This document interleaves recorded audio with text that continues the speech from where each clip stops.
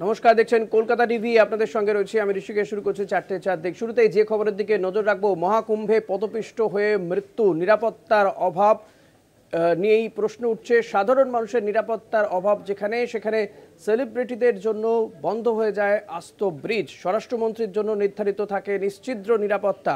অর্থাৎ কোথাও গিয়ে দেখা যাচ্ছে যে যেখানে কোটি কোটি মানুষ মহাকুম্ভে যাচ্ছেন, আজকে এই মহাকুম্ভে মৌনী অমাবস্যায় শাহী স্নান ছিল এবং তাকে কেন্দ্র করেই রাত 1টা থেকে 2টোর মধ্যে এই দুর্ঘটনা ঘটে বলে জানা যাচ্ছে। কমপক্ষে 17 জনের মৃত্যু হয়েছে এখনো পর্যন্ত যা খবর, যদিও সরকারি মতে মৃতের কোনো খবর নেই। আহত হয়েছে বলে তারা সরকারের পক্ষ থেকে জানানো হচ্ছে। ইতিমধ্যেই আমরা জানি যোগী আদিত্যনাথ তিনি গোটা বিষয়টি নিয়ে সাংবাদিকদের মুখোমুখি হয়েছিলেন। প্রধানমন্ত্রী নরেন্দ্র মোদী তিনিও বারবার যোগী আদিত্যনাথের সঙ্গে কথা বলেছেন।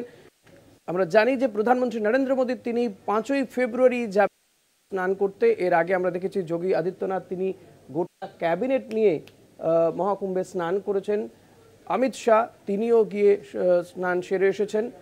আর আজকে যখন একেবারে পূর্ণ লগ্নে শাহী স্নানের যে আয়োজন, সেখানে কিন্তু নিরাপত্তার ফাঁক কেন ছিল তা নিয়ে বিরোধীরা প্রশ্ন তুলছেন। কোথাও গিয়ে সাধারণ মানুষের নিরাপত্তা কি নেই? মহাকুম্ভে যেখানে কড়া নজরদারি থাকার কথা ছিল, নিরাপত্তার আরও কড়াকড়ি হওয়া উচিত ছিল, সেখানেই কোথাও গিয়ে বলা হচ্ছে বা বিরোধীরা অভিযোগ করছেন ভিভিআইপি বা ভিআইপিদের নিরাপত্তা দিতেই ব্যস্ত যোগী আদিত্যনাথ এবং নিজেদের প্রচার করতেই ব্যস্ত। সে কারণে কোথাও গিয়ে সাধারণ মানুষের নিরাপত্তা নিয়ে তারা নিরাপত্তাকে সেখানে কোথাও কম্প্রোমাইজ করেছে বলে অভিযোগ করছে বিরোধীরা। এই নিয়ে আমরা কথা বলবো। কলকাতার পলিটিক্যাল এডিটর আশিস চট্টোপাধ্যায় রয়েছেন আমার সঙ্গে এই মুহূর্তে। আশিসদা, প্রথমেই জানতে চাইবো যে সর্বশেষ আপডেট কি রয়েছে, এই ইনফরমেশনটা একটু জানতে চাইবো, আমাদের দর্শকদের জন্য জানাতে বলবো আপনাকে। সর্বশেষ যেটা আমরা জানতে পাচ্ছি, আকাশ থেকে গোলাপ ফুলের পাপড়ি ছড়ানো হচ্ছে। আমরা জানতে পাচ্ছি আকাশ থেকে ড্রোন, হেলিকপ্টার নিয়ে গিয়ে পাপড়ি ছড়ানো হচ্ছে। এদিকে যারা আহত হয়েছেন, যারা নিহত হয়তো হয়েছেন, যদিও ওখানকার প্রশাসন থেকে এরকম কোনো কথা স্বীকার করা হচ্ছে না, কিন্তু যারা আহত নিহত হয়েছেন তাদের কষ্ট, তাদের যন্ত্রণা, তাদের চিৎকারে প্রয়াগের আকাশ দীর্ণ হচ্ছে। কিন্তু আমরা যে ছবি দেখাচ্ছি কলকাতা টিভির পর্দায়, দেখুন হেলিকপ্টার থেকে টন টন গোলাপের পাপড়ি ছড়ানো হচ্ছে এবং ছবি তৈরি করা হচ্ছে। সারা বিশ্বের জন্য, সারা দেশের মানুষের জন্য ছবি তৈরি করা হচ্ছে।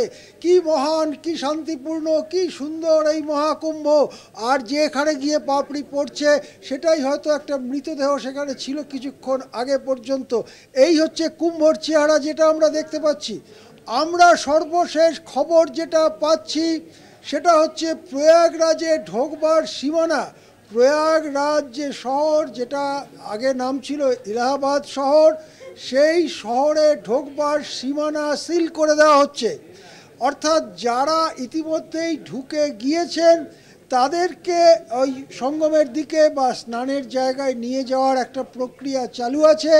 কিন্তু নতুন করে আজ আর কোনো লোক প্রয়াগরাজে ঢুকতে পারবেন না, এইরকম খবর আমরা সর্বশেষ খবর পাচ্ছি। আমরা শুনে আশ্চর্য হয়ে যাচ্ছি, এখনো পর্যন্ত কোনো হেল্পলাইন নম্বরের কোনো অস্তিত্ব কোথাও খুঁজে পাওয়া যাচ্ছে না। আমাদের প্রতিনিধি প্রয়াগরাজে নিজে রয়েছেন, একাধিক প্রতিনিধি রয়েছেন। তাদের একটু আগে ফোনে আমরা জিজ্ঞাসা করেছি যে কোনো হেল্পলাইন নম্বর আছে, কেননা অনেকের লোকজন, স্বজন, আত্মীয় হারিয়ে যাবেন, তারা কোথায় কোন লাইনে ফোন করবেন, কি করবেন। যে কোনো সাধারণ ঘটনা ঘটলেও হেল্পলাইন নম্বর তৈরি হয়, কিন্তু এখনো পর্যন্ত যারা ওখানে আছেন আর আমরা যারা নানানভাবে ইন্টারনেটের মাধ্যমে খোঁজ খবর রাখছি, খবর নিচ্ছি, আমাদের কাছে কোনো হেল্পলাইন নম্বর নেই। শুধু যেটা এখন পর্যন্ত জানা গেছে যে ওই মেলা বা স্নানের স্থান, তার কাছাকাছি দু একটা কন্ট্রোল রুম খোলা হয়েছে, তার সামনে প্রচুর ভিড় হয়েছে, কিন্তু এছাড়া নতুন করে লোক আর ঢুকতে দেওয়া হচ্ছে না। অর্থাৎ প্রয়াগরাজ বা ভূতপূর্ব এলাহাবাদ শহর এখন ওয়ান ওয়ে হয়ে গেছে, শুধু ওখান থেকে বেরিয়ে যেতে পারবে লোকে, আর যারা ওখানেই তাঁবু করে আছেন তারা তাঁবুতে ফিরে যেতে পারবেন। কিন্তু দেশের অন্যান্য জায়গার থেকে বা বিশ্বের অন্যান্য জায়গার থেকে প্রয়াগরাজের সঙ্গমের দিকে ঢোকার যে রাস্তা, সেই রাস্তা সিল করে দেওয়া হয়েছে। সুতরাং এক কথায় বলা যেতে পারে যে নানান বাগাড়ম্বর এবং অদ্ভুত অদ্ভুত সংখ্যা, কোটি, 40 কোটি, 50 কোটি, এই সমস্ত সংখ্যার আড়ালে আসলে কয়েক লক্ষ লোক ওখানে এসেছিলেন। রাত্রের অন্ধকারে ঘটনা ঘটেছে। যে পরিমাণ ফ্লাড লাইট ইত্যাদি দেওয়া দরকার তা ছিল না। বাঁশের বেড়া, যেটাকে আমরা ব্যারিকেড বলি অনেক সময়, যেটা নিরাপত্তার গোড়ার কথা, সেরকম ব্যারিকেড ছিল না। বিভিন্ন লেন তৈরি করা হয়নি। সুতরাং একবার হুড়োহুড়ি শুরু হলে সেটা মুহূর্তের মধ্যে ছড়িয়ে যায় বিরাট জনতার মধ্যে এবং সেখানেই পদপিষ্ট হয়ে যাওয়ার ঘটনা ঘটে। এখন প্রশ্ন উঠবে, কে তদন্ত করবে, কে করবে? ওপরে ডবল ইঞ্জিন সরকার চলছে, তো ওপরে মোদি, নিচে যোগী। কিন্তু যদি কোনো নিরপেক্ষ তদন্ত হয় তাহলে যে প্রশাসন, যে রাজ্য সরকার এটা করবার জন্য দায়ী ছিলেন, তাদের কিন্তু গুরুতর প্রশ্নের সামনে দাঁড়াতে হবে। ঋষি, একদমই আশিস দা, এটা যদি এখন অন্য কোনো রাজ্য হতো, মানে অবিজেপি শাসিত রাজ্য হতো, তাহলে হয়তো হুড়ুড়ি করে নেমে পড়তেন, হয়তো কেন্দ্রীয় তদন্তকারী সংস্থা চলেও আসতে পারতেন, কেন্দ্রীয় টিম তো আসতোই হয়তো এতক্ষণে। কিন্তু আমরা দেখেছি যে কিছুদিন আগেই আমাদের এখানে যে গঙ্গাসাগর মেলা হলো, সেখানকার যা ব্যবস্থাপনা, বা শহর কলকাতাতে প্রত্যেক বছরই দুর্গাপুজো হয় এবং সেখানে যে পরিকল্পনা থাকে সুন্দরভাবে, বহু মানুষ তো সেই দুর্গাপুজো দেখতে আসেন, ভিড় জমান, প্যান্ডেলে প্যান্ডেলে ভিড় জমান, একাধিক প্যান্ডেল হয়, তার জন্য যে ব্যবস্থাপনা। আর আজকে যে ছবি আমরা দেখাচ্ছি, যেখানে ব্যারিকেড, কীভাবে ব্যারিকেড করা হয়েছে, যেখানে বাঁশের ব্যারিকেড নেই, কিন্তু পিলপিল করে মানুষ ঢুকে যাচ্ছে, তাদেরকে আটকাতেও পাচ্ছেন না যারা নিরাপত্তার দায়িত্বে রয়েছেন। এই যদি ব্যবস্থা হয় তো দুর্ঘটনাটা হওয়ারই ছিল। এর পিছনে আরেকটা কি কারণ বলে মনে হয় আপনার? এক হচ্ছে রাজনৈতিক প্রচার, বাগড়ম্বর অনেক বেশি, যে কে করছে তার কৃতিত্ব নেওয়ার একটা হুড়োহুড়ি রয়েছে। কোথাও কেন্দ্রীয় সরকার, তো এখানে উত্তরপ্রদেশের সরকার যোগী আদিত্যনাথ। পাশাপাশি ভিআইপিদের নিরাপত্তা দেওয়ার ব্যবস্থা আগে, পরে তো সাধারণ মানুষ। এইগুলোই কি এই ঘটনা ঘটে যাওয়ার একটা বড় কারণ? এর আগে আগুন লাগার ঘটনাও ঘটলো। দেখো ঋষি, তুমি যদি পুরো ব্যাপারটা ভালো করে দেখো, এই তো কদিন আগে শুরু হয়েছে, তুমি যদি পুরো ব্যাপারটা ভালো করে দেখো, যারা মেলার দায়িত্বে, তাদের যেন দায়িত্ব হচ্ছে কতগুলো দৃশ্য তৈরি করা। এটা যেন একটা দৃশ্যায়নের মেলা। ওখানে হঠাৎ যোগী আদিত্যনাথের মন্ত্রিসভার সদস্যরা যোগী সহ চলে গেলেন এবং তারা খালি গায়ে চান করতে শুরু করলেন। তারপর আবার মজা করে এক একজন আর অন্যজনের দিকে জল ছুঁড়ে দিচ্ছেন, দৃশ্য তৈরি হচ্ছে। আর তারপরে অমিত শাহ চলে গেলেন, সব রাস্তাঘাট বন্ধ করে দেওয়া হলো 1.5 মাইল দূর থেকে। যারা সাধারণ যাত্রী, যারা সাধারণ পুণ্যার্থী, তাদের 500 মিটার যেতে 1.5 ঘন্টা সময় লাগছে। অমিত শাহ গিয়ে সেখানে ঢুকে গেলেন এবং একটা দৃশ্য তৈরি হলো। আজকে দেখো, যেদিন এত বড় অ্যাক্সিডেন্ট হয়েছে সেদিন হেলিকপ্টার থেকে গোলাপ ফুল ছোড়া হচ্ছে এবং এই কত হত নিহত গোটা ব্যাপারটাকে মানে ধামাচাপা দেবার জন্য অন্য দৃশ্য তৈরি করা হচ্ছে। এরপরে যেটা থেকে যাবে সেটা হচ্ছে 29 জানুয়ারি এইভাবে পুণ্যার্থীদের ওপরে গোলাপ ফুলের পাপড়ি ছড়িয়ে পড়েছিল।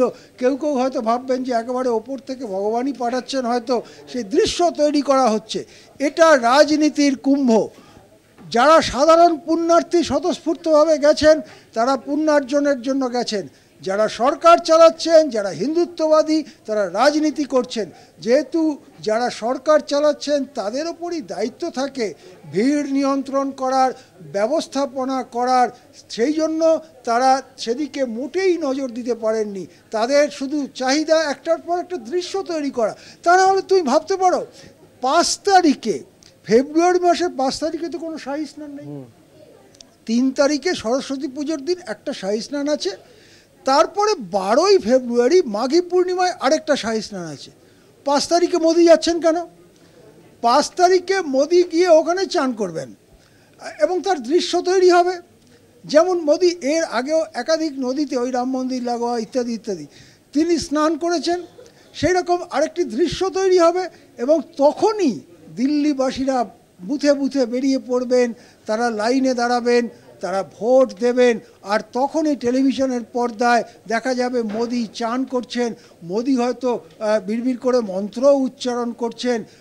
অজৈবভাবে সৃষ্ট নরেন্দ্র মোদির এই হিন্দুত্ববাদের আহ্বানে ভোটের লাইনে কি একটু তরঙ্গ তৈরি হবে, তো তাহলে কি 4টে ভোট বাড়বে, এই হচ্ছে এদের মাথায় একমাত্র উদ্দেশ্য। তাহলে তারা ব্যবস্থাপনা করবেন কি করে? আমি বলছি, আজকে প্রয়াগে যত লোক ছিলেন, অষ্টমীর রাতে কলকাতায় তার থেকে অনেক বেশি লোক থাকে। কিন্তু অষ্টমীর রাতে তো পদপিষ্ট হওয়ার ঘটনা ঘটে না।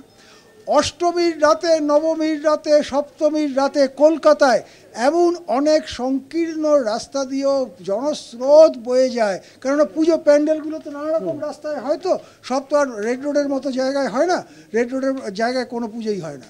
সুতরাং সেই গলি টলি দিয়ে মানুষ চলে যান। ব্যবস্থাপনার জন্য পদপিষ্ট হওয়ার ঘটনা তো ঘটে না।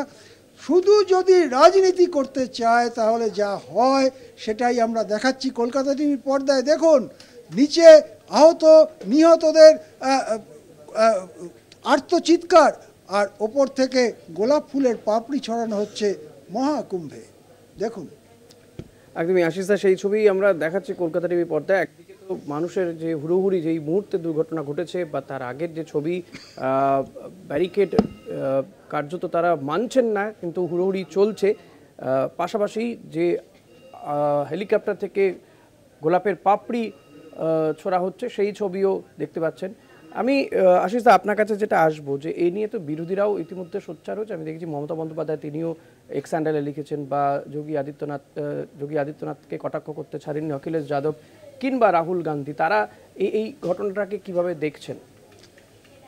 দেখো, বিরোধীদের যে বক্তব্য, সেই বক্তব্যটা তুমি ইতিমধ্যেই উল্লেখ করলে। তারা কিন্তু কুম্ভকে নিয়ে যে বিশৃঙ্খলা তৈরি হয়েছে তার বিরুদ্ধে অ্যাক্রস দি বোর্ড প্রায় সবাই, সমস্ত বিরোধী দল একমত।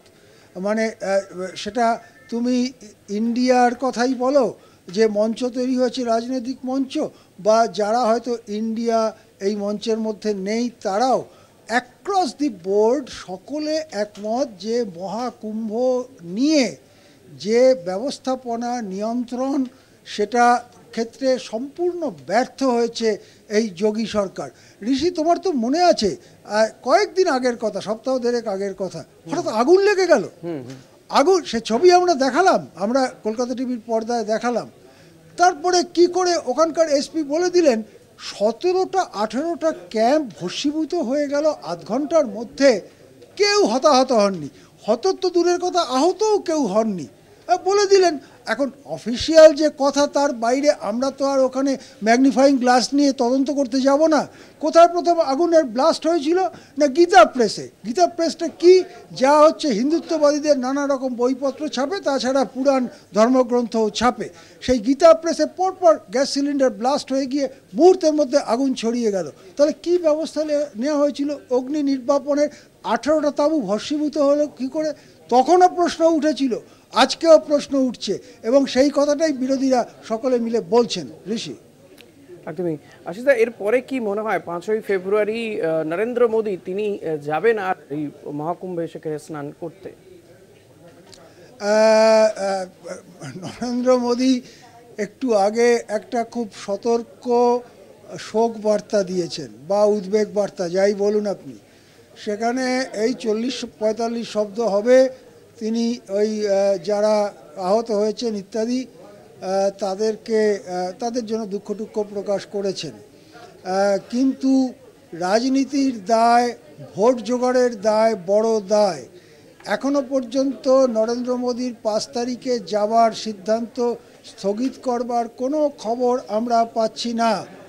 কিন্তু আমার মনে হচ্ছে যে কেন্দ্রীয় মনোভাবটা এই যোগী সরকার এবং বিজেপিওয়ালাদের রয়েছে, সেটা স্পষ্ট হয়ে যাচ্ছে আজকেই হেলিকপ্টার থেকে এই গোলাপ ফুলের পাপড়ি ছড়ানোর মধ্য দিয়ে। এই যে দৃশ্যায়ন তৈরি করা হচ্ছে, ছবি তৈরি করা হচ্ছে, সেই ছবি তৈরি করার সুযোগ কি নরেন্দ্র মোদী ছেড়ে দেবেন? মনে তো হয় না। অনেক ধন্যবাদ আশিসদা। দেখা যাক নরেন্দ্র মোদী তিনি যান কিনা 5ই ফেব্রুয়ারি। সেদিন আবার দিল্লিতে ভোটও রয়েছে। ফলত যে কথা আশিসদা বলছিলেন, কলকাতা টিভি পলিটিক্যাল এডিটর, যে একটা ছবি তৈরি করার চেষ্টা চলছে, এবং প্রচার সর্বস্ব গোটা বিষয়টি রাজনৈতিক মহাকুম্ভ চলছে, যে কারণে সাধারণ মানুষের প্রাণ চলে গেলেও কিন্তু এখনো পর্যন্ত আদৌ কারো মৃত্যু হয়েছে কিনা এই পদপিষ্ট হওয়ার ঘটনাতে সেটাই কিন্তু প্রশাসনের পক্ষ থেকে বলা হচ্ছে না।